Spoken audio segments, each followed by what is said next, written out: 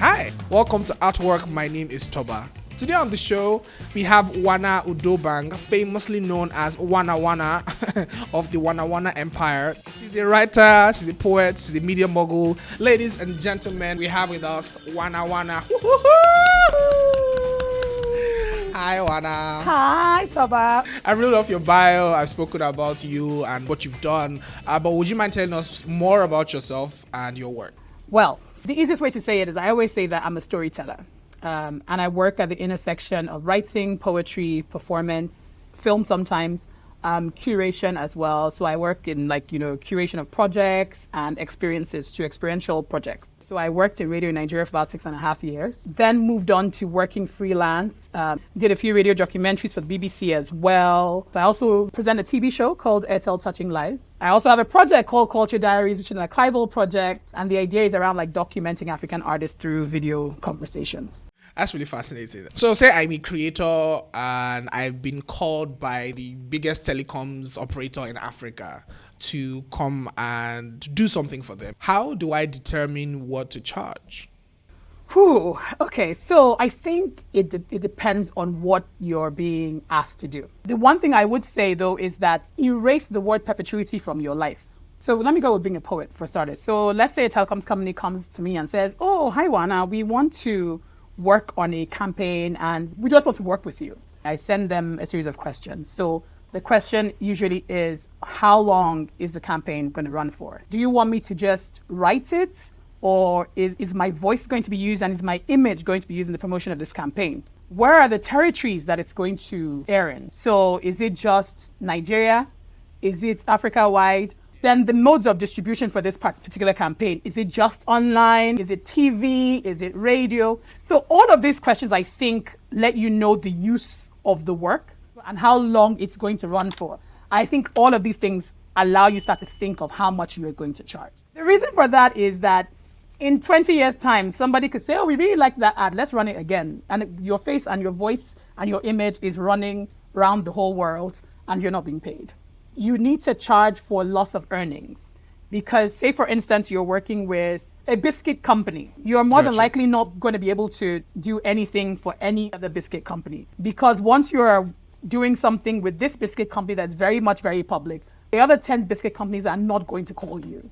So these are some of the things that you're also attaching your name and your brand and your work to this particular brand or business that you're working with. There's a fear that every creator has, which is, how do I make sure that I haven't priced myself out of the market? How do I make sure that I'm not charging too high? For me, I think that this idea of pricing yourself out of the market and all of these things, I feel like they're very individual choices. Sometimes it has to do with what kind of artist do I want to be? What kind of creative or creator do I want to be? Who are the kinds of people I want to work with? So I feel like it really connects with your own personal aspirations. There are people who, they have a team of people working with them and, it's a factory. They're producing, they're churning out, and they're doing volume in terms of the money as well.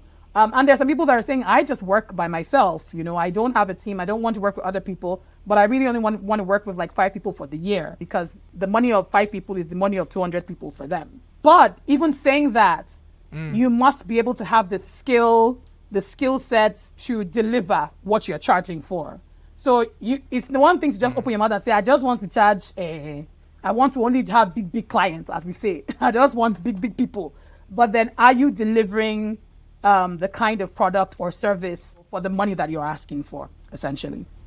Hi, we'll get back to our guest in a quick second, but I wanted to tell you a bit about how you can grow your creative practice with Paystack. Are you tired of waiting forever for customers to pay that invoice? Using Paystack, you can create simple, beautiful invoices that allow customers to pay you more quickly online. Get paid fast through card payments, bank transfer, mobile money, and many other payment methods. Create your free account and learn more at paystack.com/AWW. And now, back to the show. What would you say are some common mistakes that you've seen creators make when it comes to setting rates? So I think sometimes there's an arbitrariness or the fact that people just get excited by a job coming, right? Sometimes they just throw a figure at you and say, "Oh, this is the budget." And you're like, this big money. And then by the time you start the work, you now realize that, wow. This thing was supposed It's to be not free. in my mind. It was 2 weeks. 3 months later, we are still here, changing something, Yep. editing something. In fact, the brief has changed. You know, and then you've probably had to cancel other gigs. And so in the end, you actually lose money. Let's even say, you know, somebody says, oh, I'm going to give you $20,000 to do this thing. And you're like, 20K, mad. Before 6 months, you are still working on it. What you thought was, let me just say, sharp cash. It turns to what I like to call a bungee walk. That's what it turns into, vampire walk. They suck your blood. My thing is, even when you get the email, leave it for a day. Like, breathe over it, think about it, look through it. And I also think for me personally, it's also my way of establishing how I want to work with people. I don't want to be the person that you constantly come to for sharp. When I will do it fast now, fast. No, like... What do you have against like the sharpness of things? I find it disrespectful after a while, because I think there's still like an undervaluing of creative work. It seems to always be the last thing in the project planning. Part of my own way of working or wanting to work, even futuristically, is that I am considered from the beginning of the project. Because I want to be in a point, we all want to be in places in our lives where we can say, oh, we know what we're doing for the next 6 months. We're not just living a life where we're looking for work or looking for clients, you know. We want to know that, okay, October to December, I'm working on that project. This to that, I'm working on this project. So your time is planned and factored, and you can also give it your best work because you know what you're doing. There are times it just feels like there's no money, there's no work, and everything just is scattered. How do you then fight off the desire to just charge whatever it takes just to survive for the next couple of days? So I always have a few principles. If I'm doing a gig for the money, it mustn't stress me out. Essentially, it's still back to timing, right? Still back to your time. How much of my time, of my sort of emotional energy, how much of all of these things is it going to take for me to do this thing or else? So speaking of your multiple career paths, how have you been able to generate income from all these multiple sources? Well, I think for me, it's putting a structure. I'm an artist, but I also don't want to be poor and hungry. So I put a value to everything I do. I approach my creativity in many ways as well as, almost like it's a company, with different services. So for me, I'm a poet, right? I write commissioned work for brands or clients or museum or whoever. I could do that for an event as well. I'm also performing my own work. So people call me to perform my own work at their wedding, at a funeral, at a birthday party, at their office leaving, Christmas party, whatever. I have a poetry workshop as well, which I teach. So I also earn from that too, So those are like just three examples. I have albums that people download or stream online, and that's income too that comes in. So I think it's really important to be able to create some level of structure within your creative practice. You know that you're always earning through something in some way, shape, or form. So having all of these things for me it's created options for me.